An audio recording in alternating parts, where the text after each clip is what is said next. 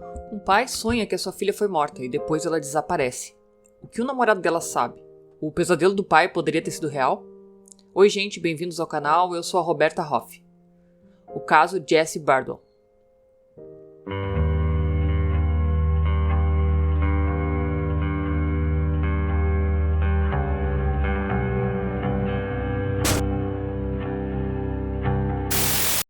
Jessie Merle Garner Bardwell nasceu no dia 10 de setembro de 1988 em Pascagoula, Mississippi. Ela era a filha do Gary Levon Bardwell e da Carla Ivy Bardwell, e tinha um irmão mais velho chamado Brandon.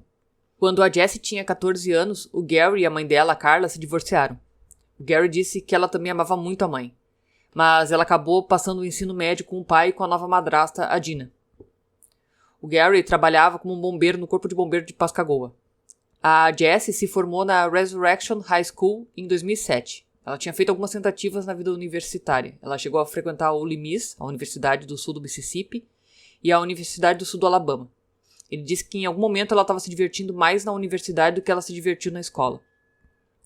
Amigos e familiares da Jessie disseram que ela era divertida e extrovertida. Foi quando a Jessie se mudou para Orange Beach e começou a trabalhar nas mesas do Cobalt, que era um restaurante popular que tinha à beira-mar. O Gary disse que ela adorava estar perto d'água. Segundo o Gary, nessa época, eles se comunicavam todos os dias. A amiga da Jessie, a gerente do restaurante, a Kimberly Asburn, descobriu que o Gary Bardwell era um músico talentoso e reservou ele para tocar no restaurante. A Kimberly disse que o Gary e a Jessie eram muito unidos, como se fossem amigos, não só pai e filha. O Gary disse que essa conexão, esse vínculo mais profundo que ele tinha com a Jessie, se formou no momento que ela nasceu. Ele disse que assim que ela nasceu, ele imediatamente começou a chorar. Foi um momento muito feliz para ele. A Jessie cresceu ao lado do irmão mais velho, Brandon, e ele disse que eles eram muito unidos, desde muito jovens. A Jessie morava com um namorado de longa data, mas ela surpreendeu a todos quando ela se apaixonou por um cara novo, Jason Lowe. A Kimberly disse que ele surgiu do nada. Outra amiga da Jessie, a Terry Ellis, viu o romance começar e disse que o Jason parecia amigável.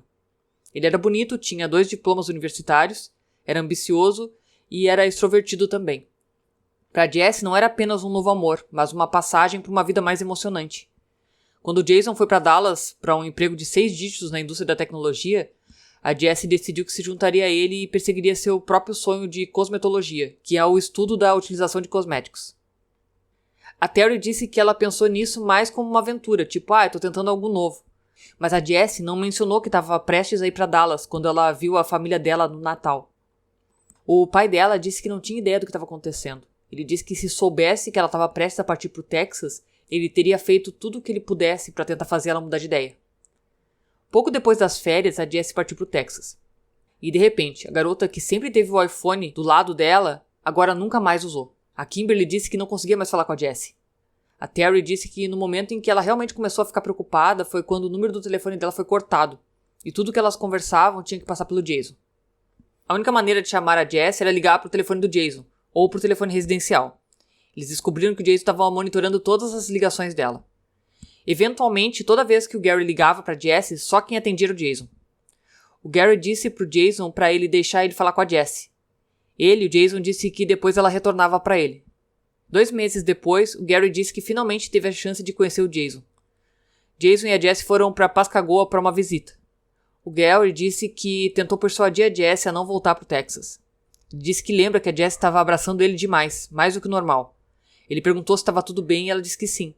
Ela disse que queria voltar para o Texas e disse que só queria que ele tivesse orgulho dela. O Gary disse que quando eles foram embora ele ficou observando o carro se afastar. Embora a Jessie nunca tenha revelado que algo estava errado, o Gary teve um mau pressentimento. Ele foi para o estúdio dele, o quarto de infância da Jessie, e escreveu uma música, Taking Away. O Gary disse que essa música, Taking Away, foi escrita na última vez que ele viu a Jessie. Foi escrita sobre vê-los partir. Ele teve um pressentimento de que algo estava errado. Em maio, 4 meses depois da Jessie se mudar para o Texas, ela parou de atender as ligações dele. O Gary ligou para o Jason e insistiu em saber onde a Jessie estava. O Jason disse que não sabia. Segundo o Gary, ele falou que não sabia onde ela estava de um jeito bem rude, que os dois não viviam codependentes e que ela poderia ir e vir quando quisesse. Mas quando ela não ligou para a mãe e para a madrasta no Dia das Mães, o Gary se cansou. Foi então que ele decidiu ir para o Texas. Quando Gary entrou na caminhonete e foi para o Texas, ele disse que ficou muito furioso, muito bravo. Ele disse que a raiva ainda assustava ele. Sua filha estava desaparecida e ele acreditava que o Jason Lowe estava por trás disso. O Gary disse que mandou uma mensagem para ele no caminho para lá. Ele disse que se a Jessie não estivesse lá quando ele chegasse, ele estaria em apuros. Mas quando ele chegou no apartamento da Jessie e do Jason, ela não estava em lugar nenhum. O Gary imediatamente apresentou um relatório de desaparecimento ao departamento de polícia de Richardson. Nas 24 horas seguintes, a polícia visitou repetidamente o apartamento, e ela ainda não tinha aparecido. Foi quando o detetive Sharon Hale foi designado para o caso. O detetive Hale disse que ele afirmou que a última vez que viu a Jessie foi no dia 8 de maio, que era dia das mães, naquela manhã às 10 horas, que ela tinha saído no seu Acura. O detetive perguntou se o carro ainda estava desaparecido, e ele disse que sim. Só que no dia seguinte, o detetive Hale fez uma visita domiciliar e fez outra gravação de áudio. Ele perguntou se ele ainda não tinha sabido de nada sobre a Jessie, e ele afirmou que não. A essa altura, a Jessie já estava desaparecida há 3 dias. O detetive Hale disse que, como pai de 3 meninas, ele estava muito determinado a descobrir o que havia acontecido com a Jessie. Parecia que todos estavam desesperados para encontrar a Jessie, exceto o homem que afirmava estar apaixonado por ela. O Jason disse que cada um fazia suas próprias coisas. Ela não questionava ele e ele não questionava ela. E isso funcionava. Só que isso não condizia com o que estava acontecendo logo que ela foi para o Texas com o Jason. O detetive olhou ao redor do apartamento e não viu nenhum sinal de luta. O Jason manteve a história de que ela saiu de casa no seu Acura. Havia apenas um problema com essa história. A polícia descobriu que a Jessie e o Jason haviam vendido aquele Acura 3 semanas antes do Jason alegar que ela tinha partido. Encontraram o carro na entrada da garagem do novo proprietário. O detetive Eric Wilson disse que as mentiras do Jason não foram muito inteligentes. Quem mentiria sobre uma Acura que foi vendido? Estava bem claro que definitivamente havia algo acontecendo além de apenas uma pessoa desaparecida. Ficou ainda mais claro no dia seguinte. Uma equipe de detetives, incluindo o Hale e o parceiro dele, o Eric, voltaram ao apartamento. Eles viram que parecia ser uma linha de cocaína. O detetive perguntou se ele tinha cocaína na bancada. Uma linha de cocaína. E ele disse que sim. Mas foi um odor vindo da garagem que realmente chamou a atenção dos detetives. O detetive Eric disse que é um cheiro que você nunca esquece. Depois de sentir o cheiro, você vai saber instantaneamente quando sentir o cheiro novamente. Era o cheiro da morte. E vinha da traseira do Audi preto do Jason. O detetive Hale abriu a porta da escotilha. A Jessie não estava lá, mas claramente um corpo esteve ali. O detetive Hale disse que havia um fluido parado na porta traseira. Cheirava a carne em decomposição. O carro teve danos frontais, não tinha para-choque. O para-choque estava dentro do veículo, tinha muita lama por dentro e por fora. Uma explicação foi que ele ficou preso na lama enquanto procurava por Jessie. O detetive Hale disse que ele ainda se apegava ao fato de que não sabia onde a Jessie estava.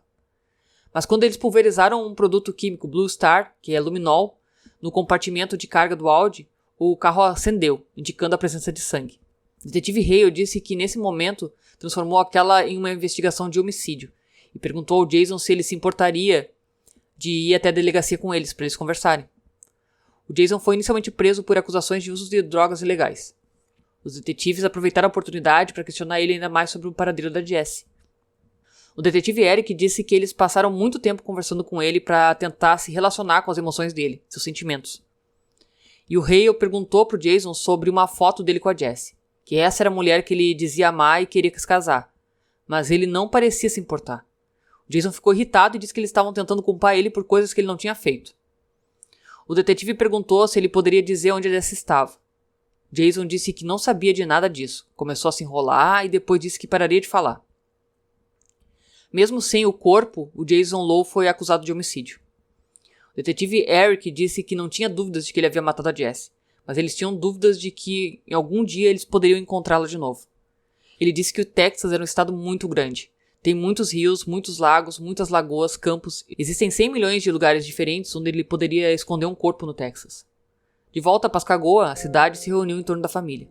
A avó da Jessie, Kitty Bardell, disse que eles fizeram uma vigília à luz de velas na praia, rezando para que ela fosse encontrada, talvez segura em algum lugar. Em 19 de maio, quase 3 semanas depois da Jessie ter sido vista pela última vez, eles finalmente obtiveram uma resposta.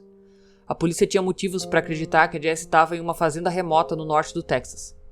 Gary Bardell disse que eles não contaram à família como souberam, apenas que era uma fonte confiável. O chefe, Jimmy Spivey, chamou a família Bardell à delegacia. O Gary disse que o chefe disse: "Hoje será um dia ruim para todos vocês, porque não esperamos encontrar sua filha viva."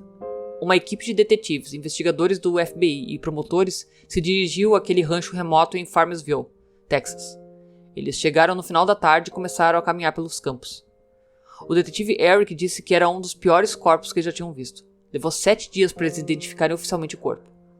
O médico legista considerou a morte de Jessie um homicídio, mas seu corpo estava tão decomposto que as autoridades não sabiam dizer como ela foi assassinada.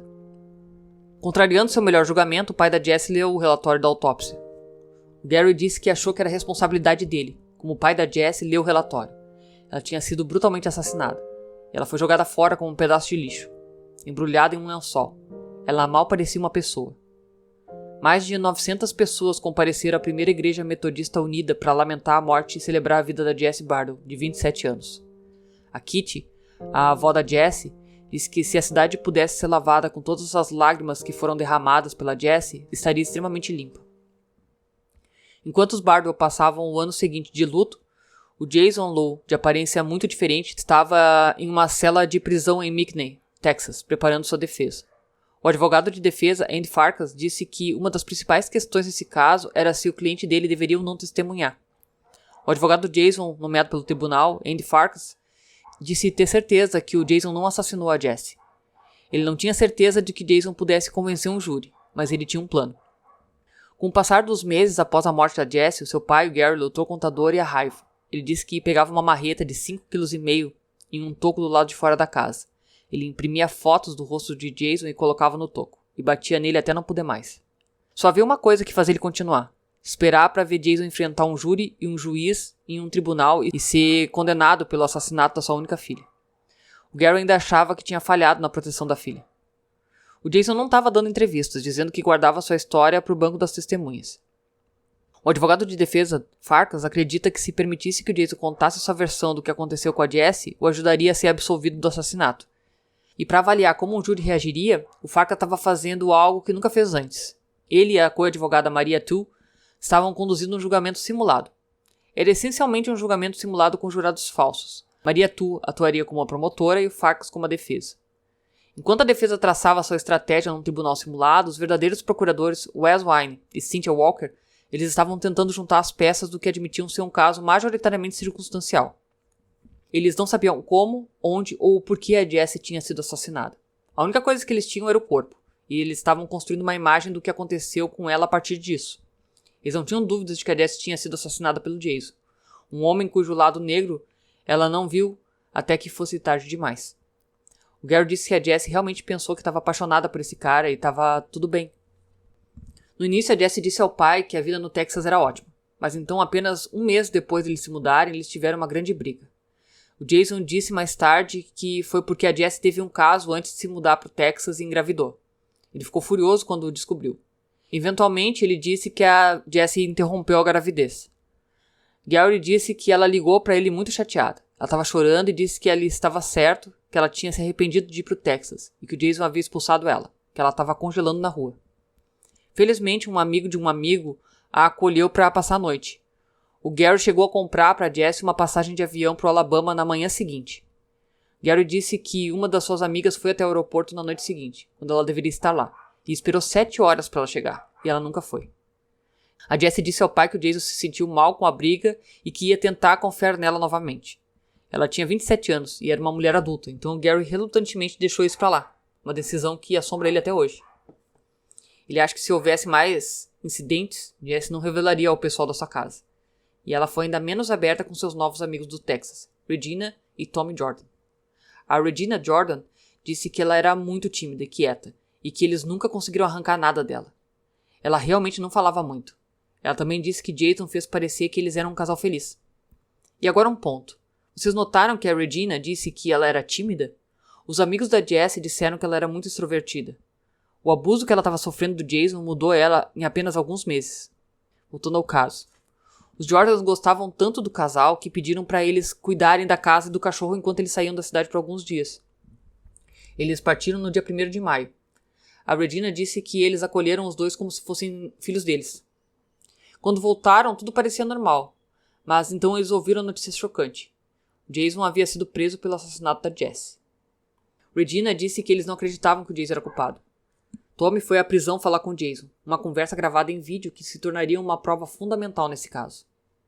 O Tommy perguntou para ele o que tinha acontecido, então ele disse que estragou tudo, que tinha cometido um erro. Ele falava como se tivesse sido um acidente. Ele disse que sabia que era culpado. Ele era culpado de negligência criminosa. Foi uma declaração impressionante. Jason agora estava admitindo que estava lá quando a Jessie morreu. O advogado de defesa sabia que um dos seus maiores problemas era essa gravação. Essa era a evidência que os promotores tinham que colocava o Jason junto com a morte da Jessie. Finalmente chegou a hora do Gary ir para o Texas para o julgamento. Pela primeira vez em 30 anos, o Gary entrou num avião. Ele e a esposa Dina se dirigiram ao Texas para o julgamento do homem acusado de assassinar sua filha, a Jessie. Ele esperou 1 ano e 4 meses por esse dia. Gary foi a primeira testemunha chamada pelo promotor. O Estado retratou Jason como um homem com um lado negro. Um homem com uma história de um abuso de drogas, um mentiroso patológico que muitas vezes dizia às pessoas que era um SEAL da Marinha, mas ele nunca esteve realmente no exército. Um homem que abusava de mulheres. O Estado conseguiu encontrar 2 ex-namoradas do Jason, a Hayley McDaniel e a Christy Chambers. Ambas disseram que o Jason criou uma barreira entre elas e as suas famílias, assim como ele fez com a Jessie. Hayley McDaniel disse que achava que certamente seria morta por ele, se tivesse continuado o namoro. Ela disse que o relacionamento foi todo manipulação e controle. As 2 disseram que ele ficou furioso, acusando elas de trapaça. Uma noite, Chrissy disse que ele empurrou ela no chão e sentou em cima dela. Ele tinha colocado uma mão sobre a boca dela e a outra sobre o nariz. Ela estava pensando que ele ia matar ela. Naquele momento, ele olhou nos olhos dela e disse que estava matando. Jason negou que isso tenha acontecido, mas o júri não chegou a ouvir as histórias da Christy e da Hayley, porque no final os promotores decidiram que não era necessário. Eles estavam confiantes de que o lado sádico do Jason iria transparecer. A promotora Cynthia Walker disse que ele é um indivíduo mais cruel com quem ela já tinha lidado, e ela vinha fazendo isso há muito tempo. Não foi apenas o ato de homicídio, disseram os promotores, mas o que ele fez e o que ele não fez após o assassinato para encobrir o crime. Enquanto a Jessie estava morta na parte de trás do áudio do Jason em decomposição, o Jason estava usando seu telefone para enviar mensagens de texto fingindo que ela ainda estava viva. O promotor Wes disse que isso era o que os criminosos faziam. Eles queriam encontrar uma maneira de escapar impunes. E uma dessas maneiras era fingir que a outra pessoa ainda estava viva. Os promotores acharam que a Jessie foi morta por volta do dia 1º de maio, o último dia em que ela foi vista viva pelos Jordan. Eles acreditavam que o Jason manteve o corpo dela no carro dele dia após dia, 8 dias no total, antes de jogar o corpo fora. E quando o corpo da Jessie foi finalmente encontrado, no dia 19 de maio, os promotores disseram que a forma como ela foi descartada dizia tudo. O promotor Wes Wine disse que não foi um acidente. Ele disse que não era assim que você deixava alguém que morreu tragicamente, alguém que você amava, alguém de quem você gostava. As evidências físicas no local, o cobertor vermelho, as toalhas vermelhas e douradas e o lençol azul em que o corpo da Jessie estava enrolado, levavam eles até a casa da Regina e do Tommy. Regina Jordan ainda tinha o lençol de cima correspondente ao azul em que a Jessie estava enrolada. O momento em que o Gary temia e o Jason esperava chegou. Sua chance de convencer o júri de que ele era inocente do assassinato. A defesa tentou humanizar ele. O Jason admitiu ser viciado em drogas desde os 13 anos. Jason disse que era viciado em Oxycontin, heroína e Xanax. Com seus pais ouvindo no tribunal, ele falou sobre crescer como filho único em uma família abastada, fazer seu mestrado e conhecer a Jessie Bardell. O advogado dele perguntou se ele estava apaixonado e ele disse que sim. Ele disse que eles tinham planos de se casar e comprar uma casa. Então tudo desabou. Era a noite de 1º de maio. Ele e Jessie estavam cuidando da casa dos Jordans. Ele afirma que eles tomaram GHB, um sedativo frequentemente chamado de droga para abuso. É o Boa Noite Cinderela, tá, gente? Eles estavam ficando íntimos no chuveiro. Jason disse que, enquanto eles estavam fazendo sexo, ele escorregou e depois ela escorregou, mas ela bateu a cabeça na banheira de porcelana e depois se sentou na beirada. O Jason disse que ela reclamou que estava se sentindo muito tonta e com calor. Ele disse que só pensava em como ela era chata, reclamando. Em vez de procurar ajuda médica, eles foram dormir. Quando Jason acordou de manhã, ele disse que a Jessie estava deitada em seu peito. Ele tentou sacudir a Jessie e ela não se mexeu. Ela já estava morta. A defesa alegou uma possível lesão cerebral. Gary se sentiu muito mal com o depoimento de Jason. Ele disse que não acreditou em uma palavra que ele disse. Mas o Jason continuou com o depoimento. Ele disse que ouviu uma batida na porta e entrou em pânico, mas foi abrir. Era Robert Green, também conhecido como Cowboy. Jason disse que esse era o traficante de drogas. E foi ele, afirma Jason, quem tirou o lençol de linho do armário. Ele que envolveu ela no lençol. Juntos eles colocaram o cadáver de Jesse na traseira do Audi de Jason. O promotor Wes Wine não acreditou. Ele argumentou que Jason, teoricamente, ficou observando enquanto o amor da vida dele era embalado em um lençol. Então os dois a carregaram para fora? Jason concordou que foi isso que aconteceu. O promotor ainda perguntou se depois disso ele jogou o corpo da Jesse na traseira do Audi. Ele disse que colocou ela lá. Depois que o corpo da Jesse foi colocado na traseira do carro, Jason admitiu que o estacionou na garagem. Deixou lá por dias. Logo começou a procurar outras mulheres. Por meio de sexting, ele começou a mandar mensagens para diferentes mulheres e fotos do próprio pênis. O promotor Wes Wine buscava um veredito de culpado, e o Jason Lowe estava na sua linha de fogo. O promotor falou pro Jason que ele nunca disse houve um acidente. Nunca chamou a polícia. O amor da vida dele estava apodrecendo no porta-malas. E foi só um acidente. Por que ele não queria que ninguém soubesse que ela estava morta? Por que ele não queria que ninguém encontrasse o corpo dela? O advogado de defesa ainda tentou salvar algo, alegando que Jason foi quem informou a polícia onde a Jess estava enterrada. Quando a polícia não contou aos Bardwell como encontrar o corpo da Jess, bem, foi Jason Lowe quem disse onde encontrá-la. O advogado dele disse que o Jason fez isso pelo bem da família da Jess. Mas a promotoria disse que a única razão era porque ele tinha feito um acordo. Se fosse condenado, em vez de cumprir 99 anos, o máximo que o Jason Lowe cumpriria seria metade, 50 anos. O acordo foi oferecido porque a polícia achou importante que eles encontrassem o corpo da Jess o mais rápido possível. Após 5 dias de depoimentos, os advogados resumiram seus casos. A promotora Cynthia Walker disse que não se podia confiar em uma palavra que saía da boca dele. Para o Estado, tudo se resumia ao personagem de Jason Lowe. Ela disse que o mal normalmente não se anunciava. E foi isso que eles tiveram ali. Mas a defesa argumentou que o Estado não provou o homicídio em vez de acidente. O advogado de defesa disse que o caso dele se baseava no fato de que ele mentiu para a polícia, escondendo o corpo, portanto era culpado. Que isso não era prova além de qualquer dúvida razoável. Agora cabia ao júri decidir. Após 6 horas de deliberação, o júri entregou o veredito ao juiz Scott Becker. O juiz considerou o réu culpado de homicídio conforme a acusação. Gary disse que foi tão bom saber que aquele monstro ficaria preso por um bom tempo. Antes da sentença, Gary finalmente teve a chance de enfrentar o homem que matou sua filha. Ele disse que olhou diretamente nos olhos dele. E isso assustou ele por cerca de 5 segundos. Não havia nada nos olhos dele, nada. Ele disse que estava muito triste e com raiva. Ao lado do Gary, pro apoio no tribunal, estavam as ex-namoradas do Jason. E Chrissy disse que se ela pudesse dizer alguma coisa para Jesse seria corra, apenas salve-se. No mesmo dia, o juiz Becker condenou o assassino de Jesse ao máximo negociado, 50 anos. Após o julgamento, Gary Bardwell e sua família voltaram para o Mississippi, onde ele costumava passar longos dias de verão na água com sua filha Jesse. Agora ele já consegue voltar para um barco e ir a alguns lugares onde eles costumavam ir juntos. Uma lembrança agridoce da filha que ele perdeu. O Gary disse que o Jason Lowe tirou uma bela alma, um lindo coração, a vida da festa, o sorriso que iluminava um quarto escuro. Ele sempre chamou de minha linda garotinha, minha linda filha, Jesse. Jason Lowe está apelando de sua condenação por assassinato. Ele terá direito à liberdade condicional em maio de 2041. Ele completará 52 anos. Gary Bardwell criou uma bolsa de estudos para ajudar os alunos a realizarem seus sonhos em nome da Jesse. Mais um caso de feminicídio, e eu acho incrível alguém que esconde o corpo de outra pessoa dizer que a pessoa morreu por acidente. Se acontecer um acidente, chama a ambulância. Se acontecer um acidente e ela acordou morta, sei lá, tu chama a polícia. Você não esconde o corpo, sabe? Não é lógico isso. Ele já tinha histórico de violência com outras mulheres, né? Com outras meninas que ele namorou.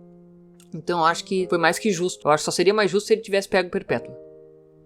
Bom, gente, esse foi o caso de hoje. Caso não seja inscrito, por favor, se inscreva. Deixe um like e um comentário. E compartilha com quem você acha que pode gostar desse tipo de conteúdo. Lembre-se, se cuidem, fiquem bem e beijos.